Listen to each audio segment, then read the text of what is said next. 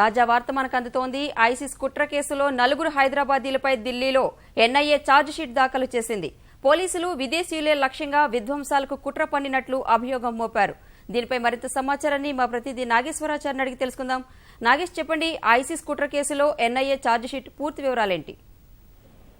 రాణి, గత జనవరిలో 4 నిందితులను హైదరాబాద్ లో ఎన్ఐఏ అధికారులు అరెస్ట్ చేశారు. దేశవ్యాప్తంగా జనవరిలో సోదాలు నిర్వహించారు. సుమారు 20 మంది వరకు అందులో అరెస్ట్ చేశారు. అందులో 4 హైదరాబాద్ వారు ఉన్నారు. వారందరి పైన కూడా వారు ఇప్పటికీ జైల్లో ఉన్నారు. వారందరినీ సంబంధించిన కుట్రకు సంబంధించిన పూర్తి వివరాలను సేకరించిన ఎన్ఐఏ అధికారులు ఈ రోజు పాటియాలా కోర్టులో ఆ 4 పైన అభియోగ పత్రం దాఖలు చేశారు. ఇందులో ముఖ్యంగా టోలీ చౌకీకి చెందిన మొహమ్మద్ నఫీజ్ ఖాన్, మొహమ్మద్ షరీఫ్ మొయినుద్దీన్, మొహమ్మద్ ఉబైదుల్లా ఖాన్, అదేవిధంగా మాదాపూర్ కు చెందిన అబు అన్నాస్, ఈ 4ని జనవరిలో ఎన్ఐఏ అధికారులు అరెస్ట్ చేసి ఢిల్లీకి తీసుకువెళ్లారు. ప్రస్తుతం వారంతా కూడా అక్కడ జైల్లో ఉన్నారు. వీరందరూ కూడా ఐఎస్ఐఎస్ భావజాలానికి ఆకర్షితులై దేశవ్యాప్తంగా కుట్రకు పాల్పడేందుకు ఒక నిర్ణయానికి వచ్చినట్టు ఎన్ఐఏ గుర్తించింది. ప్రధానంగా సిరియాలో ఉన్నటువంటి ఐసిస్ ఉగ్రవాది షఫీ అర్మార్ నేతృత్వంలో వీరంతా కూడా కుట్ర పన్నినట్టుగా ఎన్ఐఏ ఛార్జ్షీట్ లో గురించి ప్రధానంగా పోలీసులు అదేవిధంగా భారతదేశంలో ఉన్న విదేశీయులను లక్ష్యంగా పెట్టుకొని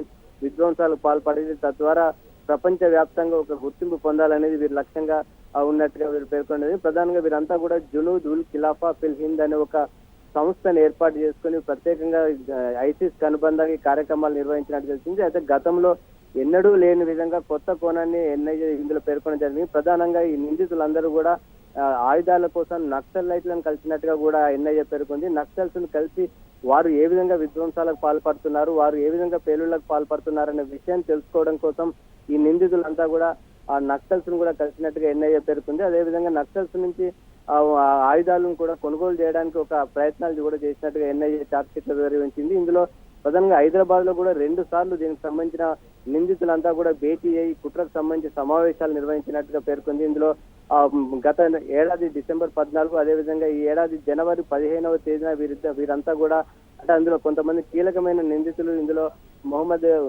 షరీఫ్ మొయినుద్దీన్ ఇంట్లో సమావేశమైనట్టుగా ఎన్ఐఏ ఆధారాలు సేకరించి వీరితో పాటు అంటే దేశవ్యాప్తంగా మొత్తం 21 మంది పైన అభియోగ పత్రాలు దాఖలు చేసి వారందరిలో అరెస్ట్ అయ్యారు. ఒక సిరియాలో ఉన్నటువంటి షఫీ అర్మర్ మిగతా వారందరిని కూడా అరెస్ట్ చేసింది. వీరందరిపైన కూడా అభియోగ పత్రాలు దాఖలు చేసినందుకు వీరందరి పైన కేసు విచారణ జరిపి శిక్షించాల్సిందిగా పాటియాలా కోర్టును ఎన్ఐఏ కోరింది. రాణి.